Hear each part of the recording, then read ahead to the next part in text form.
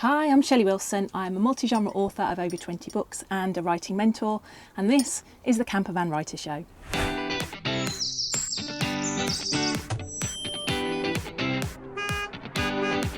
What kind of book do you want to write and why? These are two questions that I always start with when I'm working with my writing mentor clients. So first of all, I need to know the kind of book they're going to write, what genre that is. And if you are new to writing, then you might not know the phrase genre, which is basically just the category that they want to write. And I also want to know why, because I can work to their end goals. So it might be that they just want to see their name in print, which is perfectly adequate. It might be that they're running a business and they want to write a non-fiction book that is going to make them sales. So we always start with the end goal and then we work back. So it's thinking about what is it that you want to write. Is your idea commercial? As in, can you sell it? Or is it going to be more in-house and it's just something that you're going to share with your audience at the moment? I write multi-genre. So I've written memoirs, I've written self-help non-fiction books, I've written planners, meditation books for children. I also, on the flip side, write young adult supernatural stories.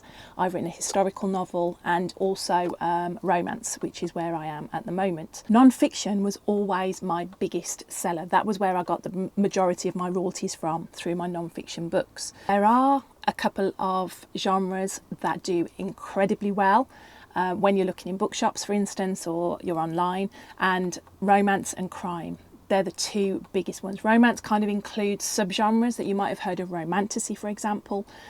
Crime, thrillers, murder mysteries, all of those, they're big business. Now, you might not want to write in either of those genres, and that's absolutely fine. As I said, I wrote young adult supernatural stories. The young adult genre is huge, absolutely huge. If you think about some of your favourite shows or your favourite films that have been converted from books into the TV shows, from a young adult perspective, shows like The Vampire Diaries, The Summer I Turned Pretty, they're all great examples of turning young adult books into TV shows. So it is a big genre, but you kind of need to be a really big name to find your feet in that arena. So are you trying to make money? Is that what you want to do? Do you want to make a living from being a writer? Or are you happy to just write because you absolutely love it and you've got so many stories in your head? I'm a bit like that. I have way too many ideas in my head and I just want to write. I don't make a living from my book sales. I do make a living from helping people write their books and also my other writing clients that I ghostwrite for them. So writing for me is, yeah, it's a hobby, but yes, it does bring in some money, but it also creates so many opportunities for me. So when you're thinking about that why do I want to write this book? Is it because you want to inspire somebody? Is it a transformational tale? Are you trying to motivate someone? Are you trying to entertain them? With your fiction, more inclined it's going to be that you want to entertain them. Are you hoping to inspire, educate? That's another great one. If it's a business book, for example, or you're turning one of your courses into a book, then you're going to be educating your audience. So think ahead. Why am I writing this book? What is it that I want to write about? And think about it then from a marketable perspective. So yes, wouldn't it be lovely if we all made millions from our books? It doesn't happen very often. It is doable. I promise you, it is doable to make money from your books. It just means that you have to put in a lot of effort with your marketing and understand the industry a lot more. So there's a lot of education on our part to learn the ways of the publishing industry.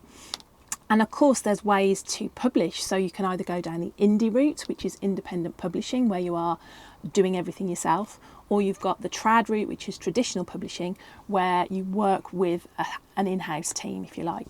And we'll cover publishing in another episode coming up in the future. But for now, I just want you to think about what are you going to write and why are you going to write it. So when I work with my non-fiction clients, I need to know that they understand their industry, that they can fit a gap in the market, if you like, and they know that they are going to be boosting their visibility, They know they're going to be boosting their visibility, they're going to be shining a light on their business and hopefully attracting more clients, which equals sales. So that is a marketable product from a non-fiction point of view. And that's what I want you to focus on and think about. If you're writing your first book, then I just want you to have fun. I think a lot of new authors think they've got to get it right first time, and that is so not the case. If I read my first book, I think I'd cringe. I really do think I would cringe if I read my first book back, because I've grown so much as an author. I've learned so much. My craft has developed. I know more about the industry now, more about sales techniques and marketing. So everything's changed for me. But what I did do, I had a lot of fun writing that first book, and I want you to experience that. I want you to understand that. I'm going to talk about perfection in the next episode because it's a big topic that can thwart a lot of new writers and make us kind of put our pens down and not write again. So I wanted to cover that in an episode all on its own. But for now, I want you to think that done is better than perfect. So what are my 3 top tips then when we're thinking about what we want to write and why we want to write it? So tip number 1. What do you enjoy reading? Write that. I am an avid young adult reader, which is why I loved writing for the young adult audience. I love Supernatural. The Vampire Diaries, all-time favourite show. Of course I'm going to write about vampires. My own take on that. I love romance, rom-coms, Hallmark Christmas movies, absolute favourite. So of course I'm going to write romance. So think about what you already write or even what you watch and have a go at writing that. And see how it happens. Have a play with it. Just have fun. Enjoy the process and see what comes from it. Tip number 2 is to think about your goal. What's your end goal? Why do you want to write? Is it because you actually have a story that needs telling?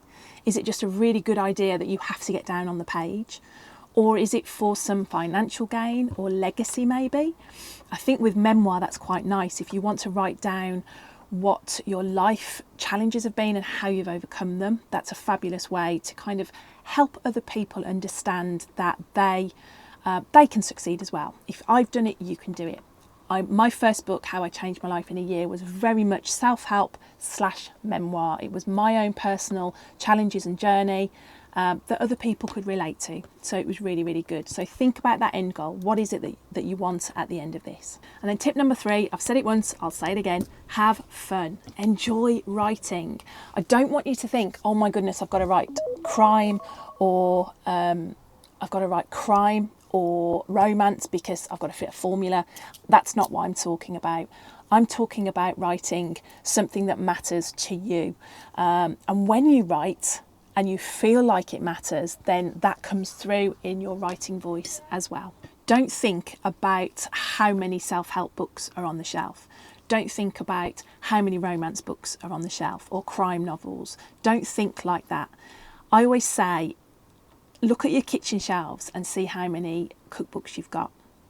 All of us have got hundreds of cookbooks and we probably take, 5 recipes out of them?